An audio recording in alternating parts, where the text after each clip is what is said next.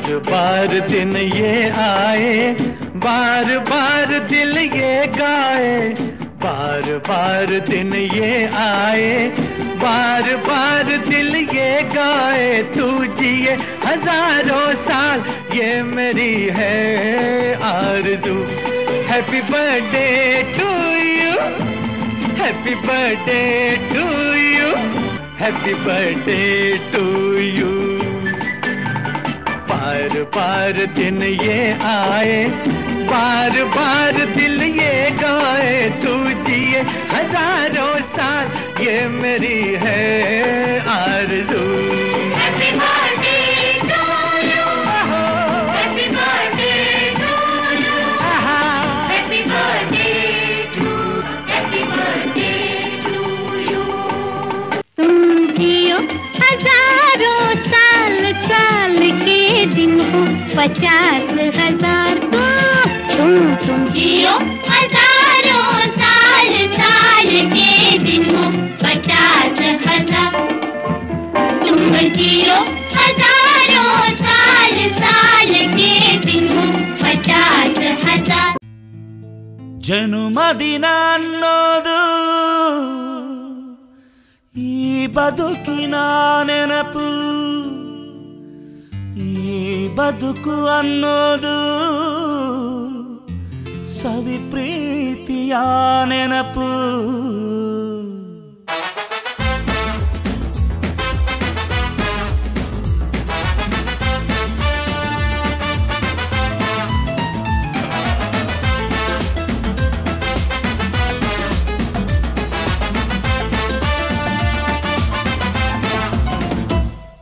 ನೂರಾರು ಕಾಲ ಸುಖವಾಗಿ ಬಾಳು, ಹ್ಯಾಪಿ ಹ್ಯಾಪಿ ಬರ್ತ್ಡೇ, ನಿನ್ನ ಬಾಳು ಎಂದು ಬೆಳಕಾಗಬೇಕು, ಹ್ಯಾಪಿ ಹ್ಯಾಪಿ ಬರ್ತ್ಡೇ।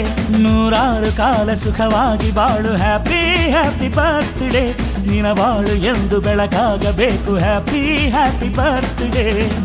ನೀ ನಡೆಯ ದಾರಿಯಲ್ಲಿ ಕನಸುಗಳು ಚೆಲ್ಲಿರಲಿ, ನಿನ್ನೆಲ್ಲ ಕನಸಿನಲ್ಲಿ ನಮ್ಮ ಹರಕೆ ತುಂಬಿರಲಿ।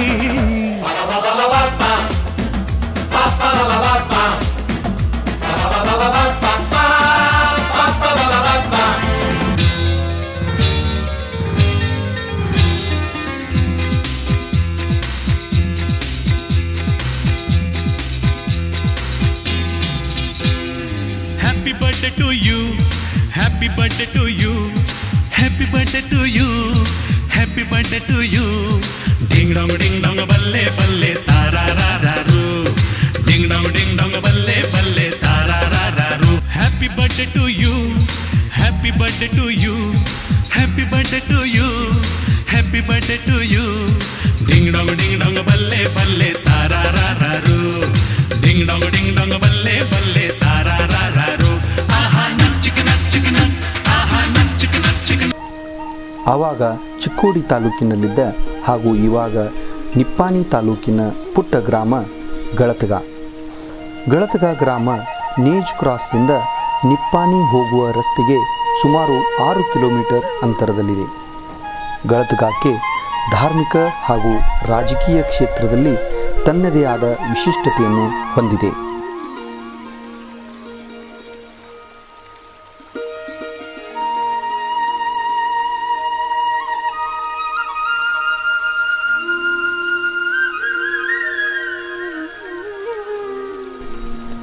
ಗಳತಗಾದಲ್ಲಿ ವಡ್ಡರ್ ಸಮಾಜಕ್ಕೆ ಸೇರಿದ ರಾಮಪ್ಪ ಹಾಗೂ ಶಾಂತಾಬಾಯಿ ದಂಪತಿಗಳಿಗೆ ಜನ್ಮ ತಾಳಿದವರೇ ರಾಜೇಂದ್ರ ವಡ್ಡರ್.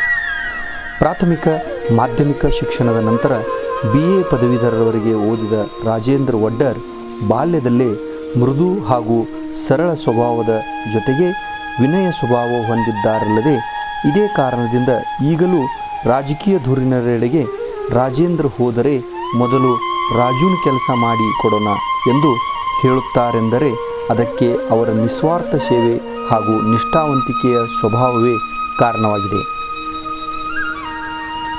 ನನ್ನ ಹೆಸರು ಮಹಾದೇವ್ ರಾಮು ಮಡಿವಾಳ್ ಗಳತಗ.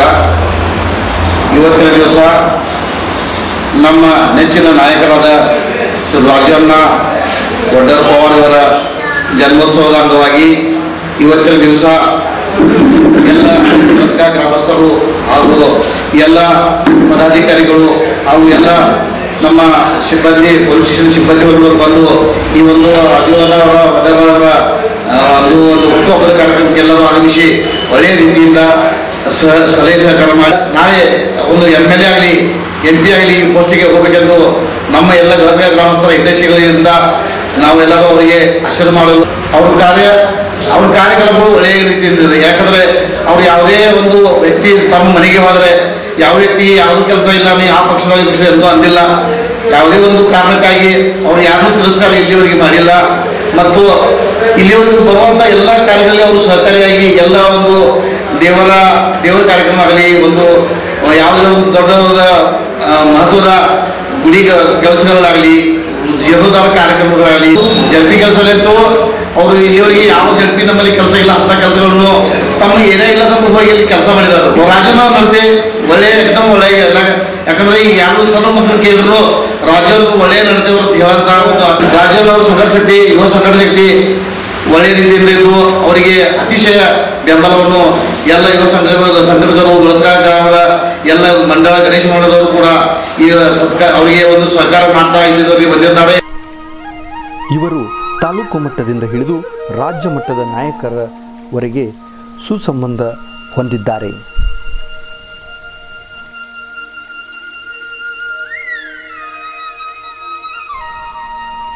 ವಿಶೇಷ ಎಂದರೆ ಗದಗ ಗ್ರಾಮ ಪಂಚಾಯತ್ಗೆ ಇವರು ಭೀಮಾಪುರ ವಾಡಿಯಿಂದ ಆಯ್ಕೆಯಾದ 6 ತಿಂಗಳಲ್ಲೇ ಜಿಲ್ಲಾ ಪಂಚಾಯತ್ ಸದಸ್ಯನಾಗುವ ಭಾಗ್ಯ ಒದಗಿ ಬಂದು ಭೋಜ್ ಝಡ್ಪಿ ಸದಸ್ಯರಾಗಿ ಆಯ್ಕೆಯಾದರು.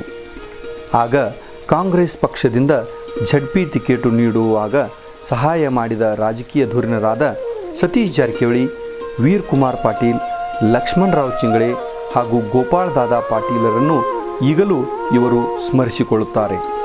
ಅರ್ಥಾತ್ ರಾಜೇಂದ್ರರಿಗೆ ಕೃತಜ್ಞತಾ ಭಾವದೊಂದಿಗೆ ವಿನಯಶೀಲತಾ ಸ್ವಭಾವವನ್ನು ರಕ್ತಗತವಾಗಿ ರೂಢಿಸಿಕೊಂಡಿರುವುದು स्पष्टवागुತ್ತದೆ. माझं नाव प्राध्यापक विरेंद्र उर्फ बंटी पाटील. मी मूळचा चांदसिंह गावचा रहिवासी आणि राजवणांचा एक कार्यकर्ता आहे. आणि आज राजवणांच्या वाढदिवसानिमित्त त्यांना शुभेच्छा देण्यासाठी आम्ही सर्वच त्यांचे सहकारी मित्र, त्यांचे कार्यकर्ते आम्ही एकत्रित आलो. राजवणांची कार्यपद्धती अशी आहे, म्हणजे डायरेक्ट त्यांना आपण कॉन्टॅक्ट करू शकतो. त्यांना भेटण्यासाठी कोणाची अपॉइंटमेंटची किंवा कशी आवश्यकता नसते. 24 आवर कधी पण आपण त्यांना फोन केला तर ते कोणतेही काम, पहिल्यांदा काम काय आहे ते बघून घेतात, निदान ऐकून घेतात आणि त्याच्यावरती काय उपाय करता येईल यासाठी सांगतात. कारण आजपर्यंत मी एवढे नेते बघितले की समोरच्याचं म्हणणं काय असते की निदान आमचं ऐकून तरी घ्यावं, आणि ते राजांना फार उत्तम पद्धतीने ऐकून घेतात आणि त्या कार्याला शेवटपर्यंत नेऊन ते झडपी मेंबर झाल्यापासून जी शाश्वत कामं म्हणतो आपण, शाश्वत कामं ही सगळी राजवाड्याने आतापर्यंत पूर्ण केली. कसं असतं, काही काळ म्हणजे भरपूर असं त्यांनी उपक्रम प्रत्येक गावात राबवले की ते झडपीच्या सिस्टममध्ये बसत नव्हते. म्हणजे फॉर एक्झाम्पल कमी लोकसंख्येच्या गावाला पाण्याची टाकी मिळत नाही, कमी गावाच्या लोकसंख्येला नदीतून पाणी आणता येत नाही. शासनाच्या बाहेर, घटनाच्या बाहेर आणि सिस्टममध्ये न बसणारी कामं ही राजवांना उत्तम पद्धतीनं ते चांगले प्रशासक म्हणून त्यांनी बेळगाव जिल्ह्यात आपली छाप उमटून नियमाच्या बाहेरची कामं करण्यात राजवांना पाटीलांचा पक्ष काँग्रेस पक्ष आपणा सर्वांना माहितीच आहे. आणि काँग्रेस पक्षात धर्मनिरपेक्ष आहे, त्याच्यामुळे काँग्रेस पक्षाला धर्मनिरपेक्ष आपण म्हणतोय. आणि राजवांना खरोखरच प्रत्येक समाजातून, प्रत्येक वर्गातून आणि लहानापासून ते पूर्ण थोडा मोठ्यापर्यंत त्यांना सर्वच स्तरातून त्यांना युथ जनरेशनचं राजवांना फार सपोर्ट आहे. आणि आज निप्पाणी भागात जे युथ काँग्रेस कमिटी आहे ते राजवांच्या मार्गदर्शनाखालीच काम करते. त्याच्या पाठीमागचं कारण सांगतो मी तुम्हाला. जसं राहुल गांधींनी भारत जोडो यात्रा चालू केली, जर निप्पाणी जोडली नाही तर भारत जोडणार नाही असं राजवांना वाटलं आणि निप्पाणी भागातल्या युथ काँग्रेसला जोडण्याचं काम हे राजवांनी केलं या लोकसभेच्या निवडणुकीत. पण आम्ही राजवांच्यासाठी म्हणून आम्ही आमच्या वरिष्ठ लोक आहेत, काकासाहेब पाटील असतील, आदरणीय विरकुमारजी पाटील असतील, चिंगळे सर असतील, यांना आम्ही सांगून राजवांचा जो राजकारणाचा स्तर आहे तो कसं उंचावता येईल हे आम्ही कार्यकर्ते प्रामाणिकपणे त्या तिघांचं मार्गदर्शन घेऊन करणार आहोत. राजवांना हे शून्यातून नाही, टिंबातून विश्व निर्माण केलेली व्यक्ती आहे. अत्यंत म्हणजे प्रत्येक अनुकूल परिस्थिती नव्हती, प्रतिकूल परिस्थितीतून ते वर आले आणि एवढं चांगलं काम केलं. फक्त एवढंच मी त्यांना सांगेन, म्हणजे फॉर एक्झाम्पल म्हणजे आता रामायणाचा एक प्रसंग आहे तुम्हाला माहीत असेल, ज्या वेळेला सीता ही रामासोबत होती तिला जिवंत सोन्याचं हरण पाहिजे होतं, पण ते शक्य नव्हतं. पण थोड्या दिवसांनी त्याला सोन्याच्या लंकेत नेलं अपहरण करून. त्यावेळेला मात्र त्याला राम हवा होता. चारी बाजूला सोनं होतं पण त्याला राम हवा होता. म्हणजेच काय, मी राजांना एवढं सांगतो, राजांना आम्हाला तुमच्याकडून सोन्याची लंका पण नको आणि सोन्याचं हरण पण नको. तुम्ही आज जसं कार्यकर्त्यांच्या पाठीशी उभे आहात तसं आमच्या शेवटच्या श्वासापर्यंत तुम्ही आमच्या पाठीशी राहायला पाहिजे आणि आमचं जे कार्यकर्त्यांचं आयुष्य आहे ते राजवणांना लाभावं आणि राजवणांना आमच्या शेवटच्या श्वासापर्यंत आमच्याबरोबर राहावं हीच आमची इच्छा आहे. ರಾಜೇಂದ್ರರು ಸಾಮಾಜಿಕ ಕಾರ್ಯಗಳೊಂದಿಗೆ ತಮ್ಮ ಉಪಜೀವನ ವ್ಯವಹಾರಕ್ಕಾಗಿ ಹಾಗೂ ಸ್ಟೋನ್ ಕ್ರಷರ್ ಇಟ್ಟುಕೊಂಡು ಎಂಸ್ಯಾಂಡ್ ಖಡಿ ಉದ್ಯೋಗ ಮಾಡುತ್ತಿದ್ದಾರೆ. ಇವರು ಜಾತ್ರೆಗಳಿಗೆ, ಅನ್ನದಾಸೋಹ ಕ್ರೀಡೆಗಳಿಗೆ, ಬಡ ವಿದ್ಯಾರ್ಥಿಗಳಿಗೆ ಆರ್ಥಿಕ ಸಹಾಯ ಮಾಡಿ ಯುವಕರ ಮೆಚ್ಚುಗೆಗೆ ಪಾತ್ರರಾಗಿದ್ದಾರೆ. मी प्रमोद कुमार पाटील बिडक्यार आज आमचे सहकारी आदरणीय राजेंद्रजी पवार साहेब यांचा 48वा वाढदिवस या ठिकाणी संपन्न होत आहे.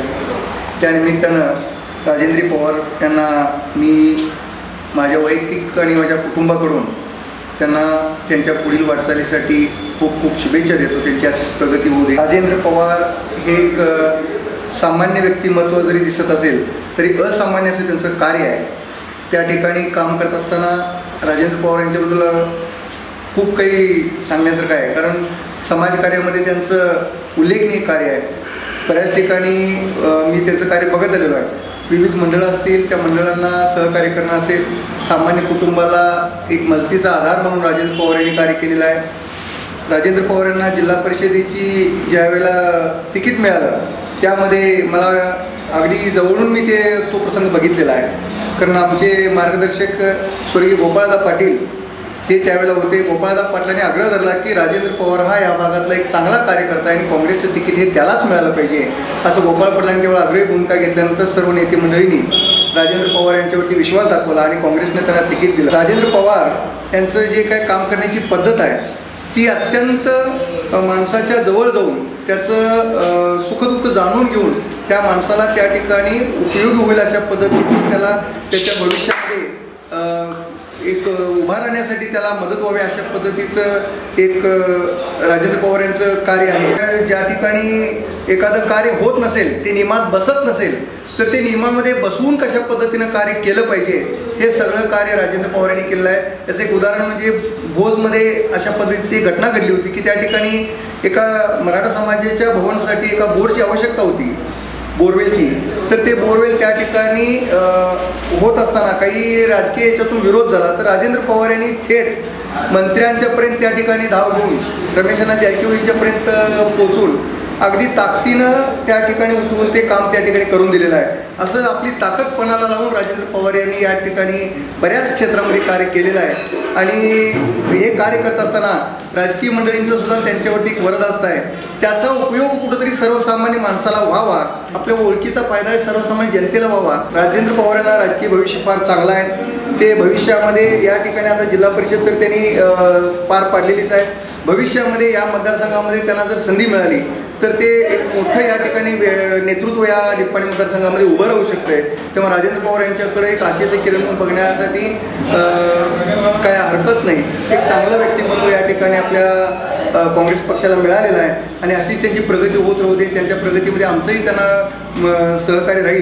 ಈ ಮಟ್ಟಿಗೆ ನಾನು ಬೆಳಿಬೇಕಾದ್ರೆ ಅಥವಾ ರಾಜಕಾರಣದಲ್ಲಿ ಒಂದು ಗುರುತು ಹಿಡಿಬೇಕಾದ್ರೆ ಇಲ್ಲಿರ್ತಕ್ಕಂಥ ಬೋಧ್ ಜಿಲ್ಲಾ ಪಂಚಾಯಿತಿಯ ಮತದಾರರಿರ್ಬೋದು. ಅದೇ ರೀತಿಯಾಗಿ ಮೊದಲನೇದಾಗಿ ತಮಗೆ ಹೇಳಬೇಕಾದ್ರೆ ನಾನು ರಾಜಕೀಯಕ್ಕೆ ಪ್ರವೇಶ ಮೊದಲು ಮಾಡಿದ್ದು ಭೀಮಾಪುರ ವಾಡಿ ಅಂತ ಚಿಕ್ಕ ಒಂದು ವಾಡಿಯಿಂದ ಗ್ರಾಮ ಪಂಚಾಯಿತಿಗೆ ಅಲ್ಲಿಂದ ಸದಸ್ಯನಾಗಿ ಆಯ್ಕೆಯಾಗಿದೆ. ಆ ಭೀಮಾಪುರ ವಾಡಿಯ ಎಲ್ಲ ಗ್ರಾಮಸ್ಥರಿಗೂ ಕೂಡ ತಮ್ಮ ಮುಖಾಂತರ ನಮಸ್ಕಾರಗಳನ್ನು ಹೇಳ್ತಾ ಇದ್ದೀನಿ. ಅದೇ ರೀತಿಯಾಗಿ ಬೋಧ್ ಜಿಲ್ಲಾ ಪಂಚಾಯಿತಿಯ ಎಲ್ಲ ಮತದಾರರಿಗೂ ಕೂಡ ಈ ಹುಟ್ಟುಹಬ್ಬದ ನಿಮಿತ್ತ ಎಲ್ಲರಿಗೂ ಕೂಡ ನಾನು ನಮಸ್ಕಾರಗಳನ್ನು ಹೇಳ್ತಾ ಇದಕ್ಕೆಲ್ಲ ಕಾರಣೀಭೂತ ಯಾರಾದಿದ್ರೆ ನಮ್ಮ ತಂದೆ ಹಾಗೂ ತಾಯಿ. ನನಗೆ ಮೊದಲು ಶಿಕ್ಷಣ ಕಲಿಸಿದರು. ರೊಕ್ಕ ರೂಪಾಯಿ ಈ ಥರದ್ದು ಏನೂ ಹೇಳಿಲ್ಲ ನಮ್ಮ ಫಾದರು. ಮೊದಲು ಏನು ಕಳಿಸಿದ್ರೆ ಸಂಸ್ಕಾರ ಮತ್ತು ಶಿಕ್ಷಣ ಕಲಿರಿ. ಭೋಜ ಜಿಲ್ಲಾ ಪಂಚಾಯತಿಗೆ ಅನಾಯಾಸವಾಗಿ ಒಂದು ಅರೆಕ್ಕೆ ರಿಸರ್ವೇಷನ್ ಬಂತು.